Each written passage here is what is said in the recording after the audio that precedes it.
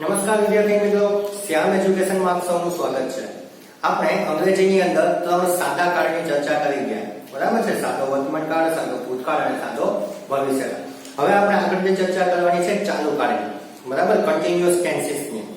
ચાલુ વર્તમાન કાળ, ચાલુ ભૂતકાળ અને ચાલુ ભવિષ્યકાળ, આ ત્રણ આપણે એક જ લેક્ચરની અંદર પૂરા કરી દઈશું, બરાબર છે? તો સૌથી પહેલા શરૂઆત કરીએ ચાલુ વર્તમાન કાળની, જેને અંગ્રેજીમાં કન્ટિન્યુઅસ પ્રેઝન્ટ ટેન્સ તરીકે ઓળખવામાં આવે છે। અને આ કન્ટિન્યુઅસ પ્રેઝન્ટ ટેન્સને અન્ય પ્રેઝન્ટ પ્રોગ્રેસિવ ટેન્સના નામથી પણ ઓળખવામાં આવે છે, બરાબર? બંને એક જ થશે। હવે આ જે ચાલુ વર્તમાન કાળ છે તો એનો ઉપયોગ ક્યાં થશે? તો કે કોઈ ક્રિયા જ્યારે તમારી નજર સમક્ષ થતી હોય તો એ દર્શાવવા માટે ચાલુ વર્તમાન કાળનો ઉપયોગ થાય। કોઈ ક્રિયા છે વર્તમાનમાં પણ થતી હોય અને તમારી નજરની સામે જ થતી હોય ત્યારે એ દર્શાવવા માટે ચાલુ વર્તમાન કાળનો ઉપયોગ થશે। એના સમયદર્શક શબ્દો કયા છે? તો કે જ્યારે વાક્યની અંતે now, nowadays, at this time, at this moment, at present, look, see, here, listen કે વોચ, આ જે છે ઉદ્ગાર વાક્યો, આવા કોઈ ઉદ્ગાર વાક્યો આપેલા હોય તો એના ઉપરથી ખબર પડશે કે આ વાક્ય છે એ ચાલુ વર્તમાન કાળનું વાક્ય છે। વાક્ય રચના એની જોઈએ તો હકાર વાક્ય રચના એવી છે કે કરતા પછી એમ ઇઝ આર, એટલે કે એને ટુ બી ના રૂપ તરીકે ઓળખવામાં આવે। આ જે એમ ઇઝ આર છે એને ટુ બી ના રૂપ તરીકે ઓળખવામાં આવે, બરાબર છે? વર્તમાન કાળના ટુ બી ના રૂપ એમ ઇઝ આર।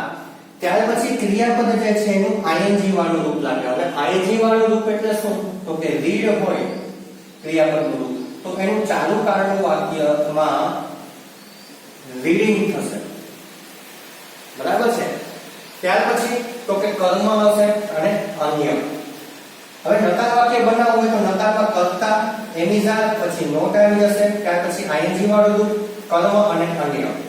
પ્રશ્નાર્થ વાક્ય બનાવવું હોય તો એમિઝાર જે છે વાક્યની આગળ આવી જશે, કર્તા, આઈએનજી વાળું રૂપ, કર્મ, અન્ય અને પ્રશ્નાર્થ ચિહ્ન।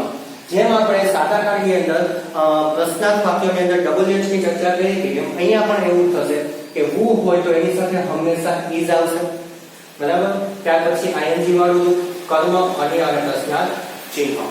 ત્યાર પછી જ્યારે વાક્યમાં what આપેલું હોય તો what પછી એમિઝાર, કર્તા, આઈએનજી, અન્ય અને પ્રશ્નાર્થ ચિહ્ન। આઈએનજી ધેટ મીન્સ કે ક્રિયાપદનું જે છે આઈએનજી વાળું રૂપ લાગુ પડશે।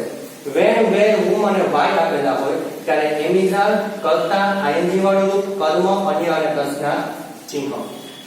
how, which, whose, how much અને how many આપેલા હોય ત્યારે કર્મ છે આગળ આવી જશે। જેમ આગળના કાળમાં છે આપણે ચર્ચા કરી કે આ ચાલમાં જે છે કર્મ આગળ આવી જશે, તો અહીંયા પણ એ જ નિયમ લાગુ પડે, કર્મ છે આગળ આવી જશે।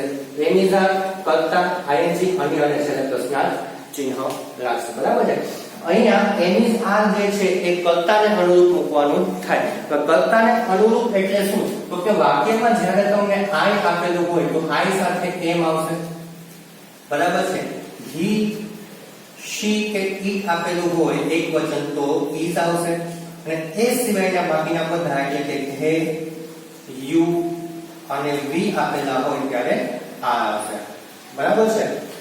ત્યાર પછી થોડાક સામાન્ય નિયમો છે એની ચર્ચા કરીએ તો પહેલું એવું કહે છે કે ચાલુ વર્તમાન કાળમાં એમ ઇઝ આર પ્લસ આઈએનજી વાળું રૂપ આવે, જેની ચર્ચા આપણે ઓલરેડી હમણાં જ કરી, બરાબર છે? who સાથે હંમેશા is જ આવશે, બીજું એક પણ ટુ બી નું રૂપ નહીં આવે। which, whose, how many અને how much આપેલા હોય તો તરત જ ત્યાર પછી કર્મ આવી જાય, અને ત્યાર પછી ટુ બી નું જે રૂપ છે એટલે કે આ એમ ઇઝ આર, તો એક કયું આવશે? તો કે એક કર્તાને અનુસરીને આવશે, કર્તાને અનુરૂપ આવશે, એટલે કે કર્તા આમાંથી જે આપેલો હોય એને અનુસંધાને તમારે ટુ બી નું રૂપ મૂકવાનું થશે। ત્યાર પછી is not, are not અને am not હોય તો એના ટૂંકા રૂપો કંઈક આ રીતે થશે, is not નું isn't થશે, are not નું aren't થશે, am not નું ain't અથવા તો aren't થશે, amn't નહીં થાય, બરાબર? એટલે એ ખાસ યાદ રાખજો।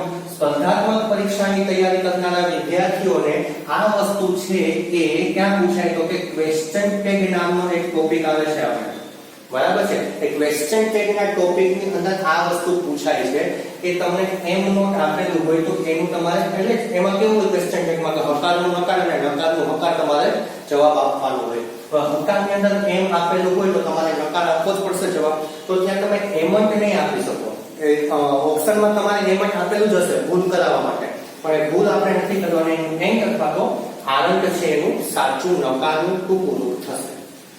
હવે જે વાત કરી હતી જ્યારે ચાલુ કાળ હોય કોઈ પણ ચાલુ કાળ તેમાં ક્રિયાપદનું ફરજિયાત ing વાળું જ રૂપ આવશે. તો ing વાળું રૂપ છે તો ing લગાડવાના પણ નિયમો છે. તો જોઈએ શું નિયમ છે?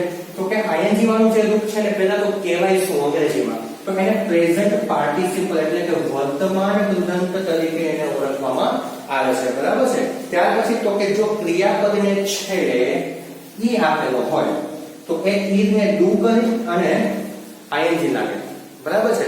એટલે કે આ જે ક્રિયાપદને છેડે વાક્યમાં ઈ આપેલો, વાક્ય એટલે કે જે ક્રિયાપદનો શબ્દ આપ્યો છે એમાં ઈ આપેલો, તો ઈ ને દૂર કરવાનો અને દૂર કરીને એની પાછળ ing પ્રત્યે લગાડી દેવાનો. ત્યાર પછી જો ક્રિયાપદને છેડે વ્યંજન હોય અને તેની આગળ એક જ સ્વર આપેલો હોય તો છેલ્લો વ્યંજન બેવડાવી અને ing લાગે. ફરીથી વાંચું છું. શું કહે છે કે જો ક્રિયાપદને છેડે વ્યંજન હોય અને એની આગળ એક જ સ્વર હોય તો એ વ્યંજનને બેવડાવવાનો. બેવડાવવાનો એટલે બહાર કાઢી પકડીને બેવડાવી નથી નાખવાનું, બેવડું નથી વાળી દેવાનું. બેવડાવવાનો એટલે કે બે વખત લખવાનું. જેમ કે એક્ઝામ્પલ આપ્યું છે પુટ. જો આ વ્યંજન છે ટી તો કે હા છે. ત્યાર પછી એની આગળ એક જ સ્વર હોવો જોઈએ. એક જ સ્વર છે યુ, હા છે. બસ તો આ જે છેલ્લો વ્યંજન છે એને બેવડાવવાનો, એને બે વખત લખવાનું. PUTTING એનું સાચું રૂપ થશે ing વાળું. ત્યાર પછી ચોથો નિયમ એવો કહે છે કે જો ક્રિયાપદને છેડે એલ આપેલું હોય તો એલ છે એને બેવડાવી અને ing લાગે. ક્રિયાપદને છેડે પાછળ એલ આપેલું હોય, દાખલા તરીકે કોઆરલ આપ્યું હોય તો કોઆરલમાં છેડે એલ આવશે તો એ એલ છેડે બેવડાવવાનો, બે વખત લખીને પછી ing પ્રત્યે લગાડવાનો થશે. ત્યાર પછી એવું કહે છે કે જો ક્રિયાપદને છેડે ie આપેલા હોય તો ie દૂર કરી અને ક્રિયાપદને છેડે જો ie આપેલા હોય તો ie ને દૂર કરી તેની જગ્યાએ y લખવાનો અને પછી ing પ્રત્યે લગાડવાનો. જેમ કે lie તો ie જે છે એને દૂર કરી દેવાના અને i લગાડીને y લગાડી અને ing પ્રત્યે લાગશે. જો ક્રિયાપદને છેડે l આપેલ હોય પરંતુ તેની પહેલા બે સ્વર આપેલા હોય તો l છે એને બેવડાવવાનો નથી, માત્ર ing પ્રત્યે જ લાગશે. એટલે આવું કંઈ કહી શકે. જો બોઇલ આપેલું છે તો બોઇલમાં શું થશે? અહીંયા l છે પણ એને બેવડાવવાનો નથી, માત્ર l અને પાછળ ing. ફીલ છે તો ફીલિંગ, સ્કિલ છે તો સ્કિલિંગ. બરાબર છે. તો આ છે ing પ્રત્યે લગાડવાના નિયમો. હવે ચર્ચા કરીએ આજે ચાલુ વર્તમાનમાં આપ્યું છે I am reading a book now. હવે અહીંયા now આપેલું છે એટલે આ વાક્ય ચાલુ વર્તમાન કાળનું છે સાબિત થઈ ગયું. બીજું જોવું હોય તો અહીંયા ing પ્રત્યે લાગ્યું એટલે ચાલુ કાળ છે એ નક્કી થઈ ગયું. અને I હોય તો to be નું રૂપ છે કયું આવશે? એમ આવશે. અહીંયા ફરીથી એક વખત નજર કરી લઈએ. I સાથે એમ, you સાથે આ, he, she અને it આપેલા હોય તો is, we સાથે are, you સાથે are અને they સાથે પણ are આવશે. બરાબર છે. ત્યાર પછી કે she is writing a letter at this time. તો અહીં at this time આપેલું છે એના ઉપરથી આપણને ખબર પડશે કે વાક્ય છે ચાલુ વર્તમાન કાળનું છે. અને અહીંયા write નું writing થશે. she એક વચન છે એટલે એની સાથે ક્રિયાપદ જે to be નું રૂપ છે કયું આવશે? is આવશે. ત્રીજું વાક્ય છે Mona is knitting a sweater at present. at present ઉપરથી ખબર પડે કે આ વાક્ય છે એ ચાલુ વર્તમાન કાળનું છે. knit એટલે કે ગૂંથવું અને એનું ચાલુ કાળનું ક્રિયાપદ છે એ થશે ting એટલે કે અહીંયા t જે છે બેવડાશે અને ing લાગશે. Mona એક વચન છે she એટલે is આવશે. is he blanks maths at this time ચાલુ કાળ. to be જે ક્રિયાપદ આપણું કોનું છે to teach નું યોગ્ય રૂપ મૂકવાનું છે. હવે teach જે છે એ આપણે પહેલા એમને મૂકી દઈએ ચલો. પરંતુ એ ચાલુ કાળની વાત છે એટલે ing તો આવશે જ. બરાબર. તો ing પાછળ સીધું લાગશે કારણ કે આ પાછળ ch હોય તો એનો કોઈ નિયમ નથી, સીધું ડાયરેક્ટ ing લગાડી દેવાનું છે. તો is he teaching maths at this time. બરાબર. ત્યાર પછી આપેલું છે where. બરાબર. where blanks you going અને તમારે to be નું યોગ્ય રૂપ મૂકવાનું છે. to be નું યોગ્ય રૂપ એટલે આ એમ ઇઝ હાલ માંથી કોઈ એક વસ્તુ મૂકવાની છે. તો શું મૂકશું? હવે અહીંયા you આપેલું છે. બરાબર. અહીંયા જે કર્તા આપેલો હોય એને અનુરૂપ અહીંયા to be નું રૂપ મૂકવાનું હોય. તો સીધી જ વાત છે, યુ આપેલો હોય તો એની સાથે બહુવચનનું જ રૂપ આવશે, તો મૂકી દેવાનું આ. ત્યાર પછી બ્લેન્ક્સ યુ બ્લેન્ક્સ એટ ધેમ નાઉ, બરાબર. ક્વેશ્ચન માર્ક આપેલો છે, અહીંયા તમારે શરૂઆતમાં ટુ બી નું રૂપ મૂકવાનું છે અને પછી બીજી ખાલી જગ્યા છે એમાં ટુ લાઈ નું યોગ્ય રૂપ મૂકવાનું છે ક્રિયાપદ. હવે જોઈએ, અહીંયા યુ આપેલું છે તો ટુ બી નું કયું રૂપ આવે? બહુવચનનું રૂપ આવશે, એટલા માટે આર. યુ પછી જે છે કે લાઈ નું યોગ્ય રૂપ મૂકવાનું છે. તો આપણે થિયરીની અંદર જોયું તો કે એલ આઈ ઈ, જ્યારે ક્રિયાપદના છેડે આઈ ઈ હોય ત્યારે એ આઈ ઈ નો શું થાય? વાય થાય અને પછી આઈએનજી પ્રત્યય લાગે. તો બસ મૂકી દો એલ વાય આઈએનજી લાઈન. પછી એમ પૂછે બ્લેન્ક્સ ઇઝ લાફિંગ. હવે અહીંયા તમારે યોગ્ય ડબલ એચ મૂકવાનું છે. હવે આપણે જોયું હતું કે અહીંયા પહેલા તો જો કે ઇઝ આપેલું છે, આ વાક્યની અંદર કર્તા આપેલો છે તો કે ના, કર્તા કોઈ આપેલો નથી. તો હવે વિચારો કે એવું કયું ડબલ્યુએચ છે કે જેમાં કર્તા ન હોય? કર્તા એટલે કે કોણ, કઈ વ્યક્તિનું નામ હોય. તો કોઈને પ્રશ્ન પૂછવો હોય તો કોણ શબ્દનો કર્તા ન હોય એવું કયું ડબલ્યુએચ છે? સિમ્પલ હુ છે, બરાબર. તો એક એ અને બીજું કઈ ઇઝ આપેલું છે તો હુ સાથે હંમેશા ઇઝ જ આવશે વાક્યમાં. Who is laughing. ત્યાર પછી છે he is not working hard nowadays. આ નકાર વાક્ય છે તો કઈ નહીં, જે ટુ બી નું રૂપ છે એના પછી તરત નકાર નોટ આવશે. વર્કિંગ વર્ક છે એને પાછળ આઈએનજી લાગશે. હવે અહીંયા એક મારે જે કહેવાનું છે નાઉ ડેઝ. આ જે શબ્દ છે આખે આખો લખાશે, ક્યાંય વચ્ચેમાં બ્રેક નહીં આવે, એટલે કે આવી રીતના નહીં લખાય.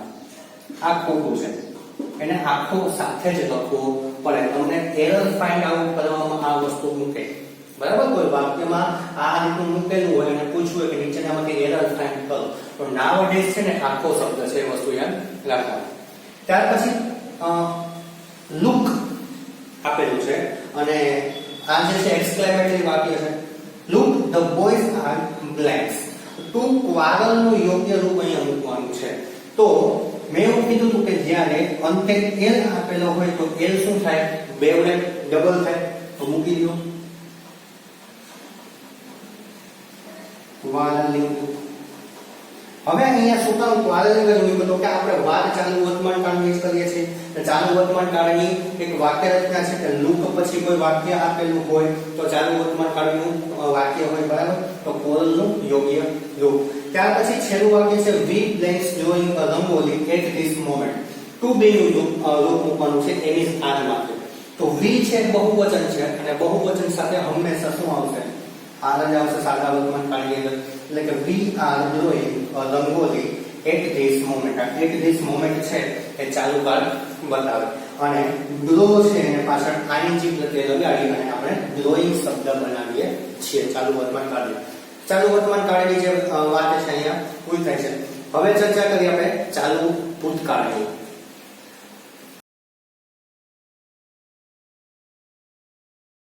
બીજો કાળ એટલે કે ચાલુ ભૂતકાળની વાત કરીએ, જેને અંગ્રેજીની અંદર કન્ટિન્યુઅસ પાસ્ટ ટેન્સ કહેવાય, બરાબર. અને એનું જ બીજું નામ એટલે પાસ્ટ પ્રોગ્રેસિવ ટેન્સ. બે એક જ છે, બરાબર. પાસ્ટ પ્રોગ્રેસિવ ટેન્સ કયો, કન્ટિન્યુઅસ પાસ્ટ ટેન્સ કયો, ચાલુ ભૂતકાળ. તો ચાલુ ભૂતકાળ છે એનો ઉપયોગ ક્યાં થાય? તો કે ભૂતકાળમાં કોઈ ચોક્કસ સમયે કોઈ ક્રિયા ચાલુ હતી એમ દર્શાવવા માટે આ ચાલુ ભૂતકાળનો ઉપયોગ થશે. એટલે કે વાત ભૂતકાળની હોવી જોઈએ અને ભૂતકાળમાં કોઈ ચોક્કસ સમયે ક્રિયા શરૂ હોવી જોઈએ, બરાબર. એ દર્શાવવા માટે ચાલુ ભૂતકાળ વપરાય. ઓળખના શબ્દો એટલે કે સમયદર્શક શબ્દો એના then, at that time, at that moment, last પછીના શબ્દો અને આ બે એની અંદર મહત્વના વધારે પડતા કહી શકાય, વેન અને વાય, બરાબર. એની વાક્ય રચના ખાસ વધારે પડતી પૂછાતી હોય છે. હકાર વાક્ય રચના એની એવી છે કર્તા વોઝ વેલ. હવે આ વોઝ વેલ શું છે? તો કે ટુ બી ના રૂપ છે. જેમ વર્તમાન કાળની અંદર એમિઝાર હતા તેમ ભૂતકાળની અંદર ટુ બી ના રૂપ વોઝ અને વેલ થાય, બરાબર. ત્યાર પછી આઈએનજી વાળું રૂપ કર્મ અને અન્ય. નકાર વાક્ય રચના તમારે બનાવવી હોય તો આ જે વોઝ વેલ છે એની પાછળ સીધું નોટ લગાડી દેવાનું, બાકીનું જે છે એમ નામ આવશે. પ્રશ્નાર્થ વાક્ય બનાવવું હોય તો આ વોઝ વેલ છે વાક્યની શરૂઆતમાં આવી જાય અને બાકીનું જે વાક્ય છે એમ આવી જશે, બરાબર. અહીંયા આજે મેં બનાવ્યું તો નકાર પ્રશ્નાર્થ બનાવ્યું, તો આપણે સાદા પ્રશ્નાર્થની વાત કરવાની છે. એટલે વોઝ વેર, કર્તા, આઈએનજી, કર્મ અને અન્ય. નકાર પ્રશ્નાર્થ એટલે નકાર એ હોય, પ્રશ્નાર્થ હોય, તો અહીંયા વચ્ચે નોટ મૂકી દેવો, એક નવી વસ્તુ. બરાબર છે. ત્યાર પછી હુ, વોટ, આ જે WH પ્રશ્નો છે એની વાક્ય રચના પણ આગળના જે કાર્ડની અંદર હતી એમ સેમ છે, નિયમ સરખો, પણ વાક્યની અંદર જે ક્રિયા ટુ બી ના રૂપ જે મૂકવાના છે એમાં ધ્યાન રાખવાનું કે હુ હોય તો હંમેશા વોઝ જ આવે, એક વચન આવે. બાકી છે એમાં ભૂતકાળની વાતો હોય તો વોઝ અને વેર. એ જે વોઝ મૂકવું કે વેર એ કર્તાના અનુસંધાન આવે. કર્તા એક વચનમાં હોય તો વોઝ આવે, કર્તા બહુવચનમાં હોય તો વેર આવશે. બરાબર. બાકી જે વાક્ય રચના છે આગળના જે કાળોની અંદર હતી એમ જ સેમ રહેશે. ત્યાર પછી આની અંદર જે મેં કીધું એ બે વસ્તુ ખાસ આપણે શીખવાની છે, એ છે વેન નો નિયમ અને વાઇલ નો નિયમ. શું કે છે આ નિયમ? તો કે જ્યારે વેન આપેલું હોય વાક્યમાં તો એ વેન પછીનું જે આખું વાક્ય છે કેવું સાદા ભૂતકાળનું જ વાક્ય હોય, અને એના પછીનું જે અધૂરું વાક્ય છે હંમેશા ચાલુ ભૂતકાળનું જ વાક્ય હોય. બરાબર છે. જો શરૂઆતમાં ચાલુ ભૂતકાળ તમને આપી દે તો એના પછીનું વાક્ય વેન પછી હંમેશા સાદા ભૂતકાળનું જ હોય. ઇન શોર્ટ યાદ એટલું રાખવાનું છે કે વેન પછી હંમેશા સાદો ભૂતકાળ જ આવે અને એના પછી ચાલુ ભૂતકાળ આવે.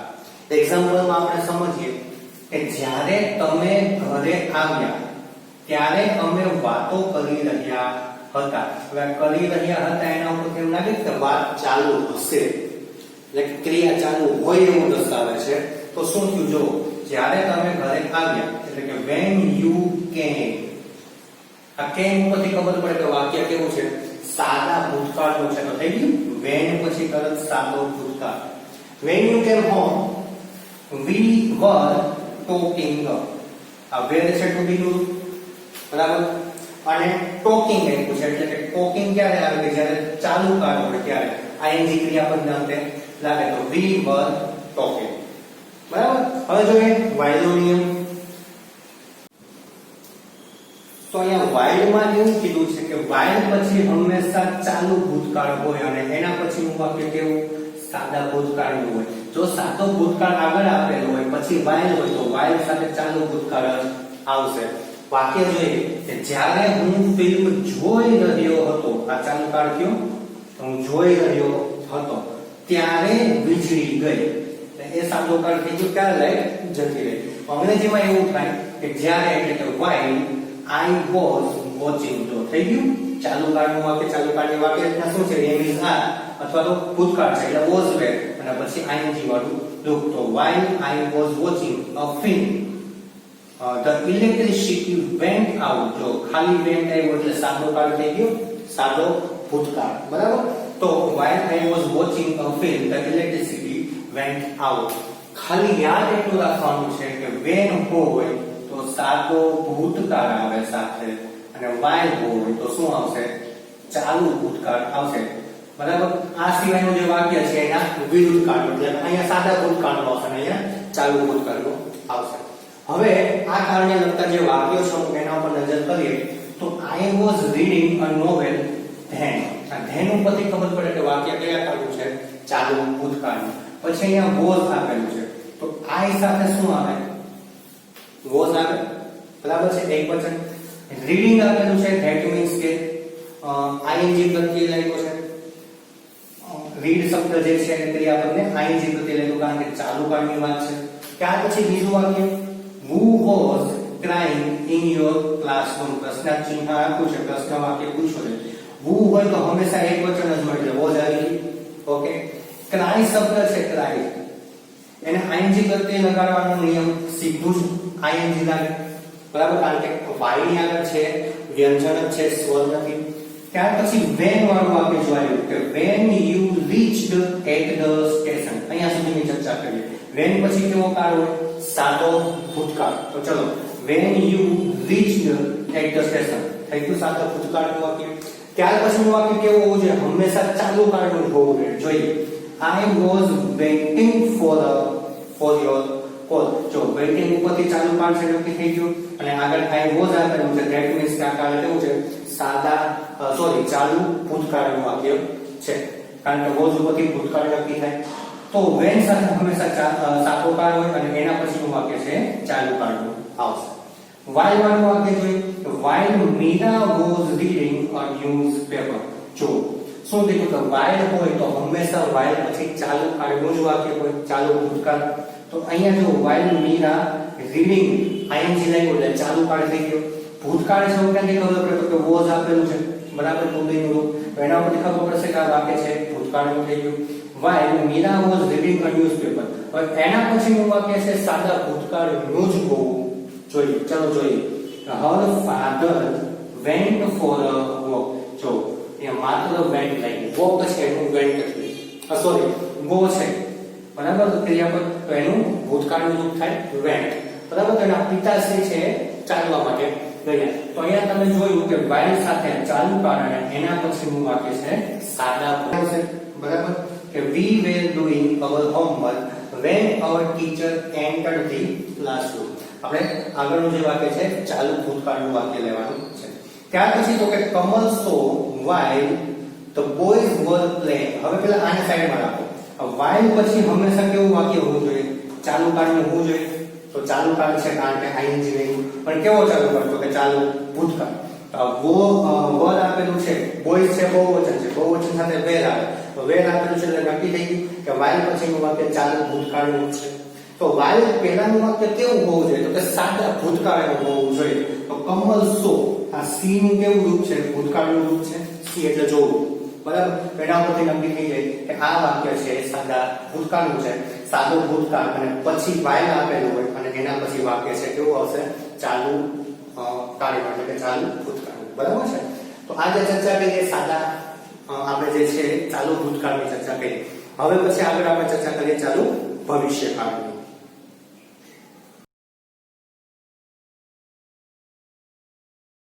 ચાલુ કાળની અંદર છેલ્લો કાળ એટલે કે ચાલુ ભવિષ્યકાળ બરાબર. આગળ આપણે ચાલુ વર્તમાન કાળ અને ચાલુ ભૂતકાળની ચર્ચાઓ કરી. ચાલુ ભવિષ્યકાળને અંગ્રેજીની અંદર continuous present tense continuous future tense તરીકે ઓળખવામાં આવે છે.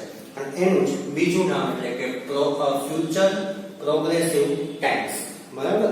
Future progressive tense. હવે આનો ઉપયોગ કઈ રીતે થશે? તો કે ચોક્કસ ક્રિયા બરાબર, કોઈ ક્રિયા છે એ ભવિષ્યમાં ચોક્કસ સમયે શરૂ હશે એવું જ્યારે દર્શાવવું હોય ત્યારે ચાલુ ભવિષ્યકાળનો ઉપયોગ થાય. એટલે કે કોઈ ક્રિયા છે એ ભવિષ્યકાળમાં છે પરંતુ તમે કોઈ નિશ્ચિત સમયે એ ક્રિયા ચાલુ હશે જ એવું જ્યારે કહેવા ઈચ્છતા હો ત્યારે તમે કહી શકો કે એ વાક્ય જે છે ચાલુ ભવિષ્યકાળનું વાક્ય છે. એના સમયદર્શક શબ્દ તો ભવિષ્યકાળના જે શબ્દો છે બરાબર, એ ટુમોરો, નેક્સ્ટ એના પછી જે કંઈ આવતા હોય પણ એમની સાથે એક સમય પર્ટિક્યુલર ચોક્કસ સમય તમારે દર્શાવવો પડે. એક્ઝામ્પલમાં આપણે સમજીશું. વાક્ય રચના એવી કેવી છે તો કે વાક્ય રચનામાં કર્તા શેલ પછી એક નવી વસ્તુ અહીંયા એડ થાય છે બી. ચાલુ ભવિષ્યકાળની જ્યારે વાત કરતા હોય ત્યારે એની અંદર બી ફરજિયાત મૂકવું પડે. ત્યાર પછી ક્રિયાપદનું ing વાળું કર્મ અને અન્ય. નકાર વાક્ય રચના હોય તો એમાં કર્તા shall will not be ing કર્મ અને અન્ય. પ્રશ્નાર્થ વાક્ય બનાવવું તો શેલ વિલ છે આગળ આવી જશે, કર્તા બી ing કર્મ અન્ય અને પ્રશ્નાર્થ ચિહ્ન બરાબર છે. ડબલ વેજ ની વાક્ય રચના આપણે દર વખતે જે જોઈએ છે એ મુજબ વુ સાથે ફરજિયાત વિલ જ આવે, પછી બી ing કર્મ અન્ય અને પ્રશ્નાર્થ ચિહ્ન. વોટ હોય તો વોટ પછી શેલ વિલ આવે, કર્તા આવે બી ing અને અન્ય. પછીની જે ડબલ વેજ વાક્ય રચના છે તમારે તમારી જાતે પ્રેક્ટિસ કરવાની છે, બનાવવાની બરાબર છે. કમેન્ટમાં પણ તમે લખીને જણાવી શકો છો કે એની વાક્ય રચના શું છે. પણ ખાસ વસ્તુ એ યાદ રાખવાની છે કે જ્યારે ચાલુ ભવિષ્યકાળની વાત કરતા ત્યારે એમાં એક વધારાનો શબ્દ વાક્યની અંદર બી ફરજિયાત લેવો પડશે.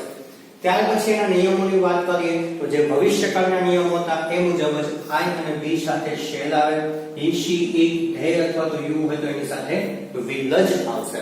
અને જે નવો નિયમ લખી તો એ ચાલુ ભવિષ્યકાળમાં બી પ્લસ ing આવશે. ing આવશે એટલે કે ક્રિયાપદનું ing વાળું રૂપ બરાબર છે, આપણે સમજવાનું છે. ત્યાર પછી who હોય તો એની સાથે will જ આવે, આ ઉપરાંત જે આપણે ભવિષ્યની અંદર સાદા ભવિષ્યકાળમાં જોયું હતું કે will not અને shall not, એના જે ટૂંકા રૂપ આપણે જોયા કે આમાં પણ લાગુ પડશે કે will not હોય તો એનું won't થાય અને shall not હોય તો એનું shan't થાય. પણ will won't છે એનો સ્પેલિંગ VONT આવશે, બરાબર? VONT, VANT નહીં. તો એ એના સામાન્ય નિયમો છે. હવે વાક્યની ચર્ચા કરીએ તો I shall be reading a novel at this time. એના ઉપરથી ખબર પડે કે આ વાક્ય જે છે સાદા ચાલુ ભવિષ્યકાળની અંદર હશે. ત્યાર પછી અહીંયા એ પણ ખબર પડે કે be આપેલું છે, read એને ing લગાડેલું છે, I આપેલું છે એટલે shall આવે, બરાબર? બીજું વાક્ય કહે છે કે they will not be watching a movie at 4 o'clock next Tuesday. હું ખાલી next Tuesday લખું ને તો સાચો કાર્ય થાય, પરંતુ અહીંયા આપણે પર્ટિક્યુલર સમય બતાવ્યો છે કે આવતા ટ્યુઝડે 4 વાગે તેઓ વોચિંગ મૂવી જોતા હશે નહીં, બરાબર? નકાર વાક્ય છે. ધે આપેલું છે એટલે will જ આવશે, બી આવી ગયું અને ing. પણ એ વસ્તુ ખાસ કે આમાં શું છે, ચોક્કસ સમયે થતી હોય. અહીંયા દર્શાવ્યું છે નેક્સ્ટ ટ્યુઝડે નહીં, પણ આવતા ટ્યુઝડે 4 વાગે એક્ઝેક્ટ તેઓ જે છે મૂવી જોતા હશે નહીં. એટલે ચોક્કસતા દર્શાવતું હોય તો જ ચાલુ ભવિષ્યકાળનો ઉપયોગ અહીંયા કરી શકીએ. Karan will be counting sums at 4:30 p.m.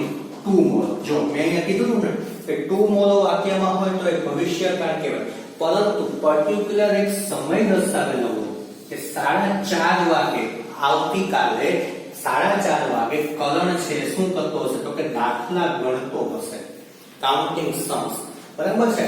બી આવી ગયું, કાઉન્ટિંગ ing આવી ગયું, કરણ છે હી થાય એટલે will લાગશે અને એક્ઝેક્ટ 4:30 વાગ્યાનો આપણને સમય આપ્યો છે એટલા માટે આ વાક્ય છે ચાલુ ભવિષ્યકાળનું વાક્ય થશે. ત્યાર પછી who will be teaching maths at this time next week, બરાબર? at this time next week એટલે આની અંદર પણ તમે જોશો કે ટીચિંગ TESCH એની પાછળ ing લાગ્યું, બી લાગ્યું અને who છે તો એની સાથે will જ આવશે. નેક્સ્ટ વીક ની વાત છે, પરંતુ નેક્સ્ટ વીક ક્યારે તો કે at this time, આ જ સમયે આવતા અઠવાડિયે ગણિત શીખવાની વાત છે, બરાબર છે? તો એક પર્ટિક્યુલર ફિક્સ ટાઈમ આપણને આની અંદર બતાવ્યો છે. પછીનું વાક્ય જોઈએ કે how many books will they be buying at this time next week. અહીંયા પણ નેક્સ્ટ વીક આવ્યું, પરંતુ પર્ટિક્યુલર કીધું છે કે at this time, આવતા અઠવાડિયે આ જ સમયે તેઓ શું કરશે, how many કેટલી books ખરીદી કરશે અને અહીંયા આવી ગયું બી, બરાબર છે? તો સાદા અને સાદા કાળ અને ચાલુ કાળની અંદર આ તફાવત છે. તો આપણે અત્યાર સુધીમાં જે છે સાદા કાળની ચર્ચાઓ પૂરી કરી અને આજે જે છે આપણે ચાલુ કાળની ત્રણ ચર્ચાઓ પૂરી કરી. ચાલુ ભવિષ્યકાળ જોયો ત્યારે, એ પહેલા આપણે ચાલુ ભૂતકાળ અને ચાલુ વર્તમાન કાળ પણ જોઈ લીધો, બરાબર છે? આપના કોઈ પ્રશ્નો, આપના સજેશન્સ જે હોય એ અમારી ટેલિગ્રામ ચેનલ શ્યામ એજ્યુકેશન તથા અમારી જે YouTube ચેનલ છે એની અંદર કમેન્ટ કરી અને અમને અભિપ્રાય જણાવતા રહો. અમારા વિડિયો લેક્ચર્સ જો તમને સારા લાગતા હોય તો લાઈક કરો, તમારા મિત્રોને શેર કરો, બરાબર છે? અત્યારે અહીંયા સુધી આપણે ચર્ચા રાખીએ છીએ. નેક્સ્ટ ટાઈમ આપણે પૂર્ણ કાળથી શરૂઆત કરીશું. પૂર્ણ વર્તમાનકાળ, પૂર્ણ ભૂતકાળ અને પૂર્ણ ભવિષ્યકાળ.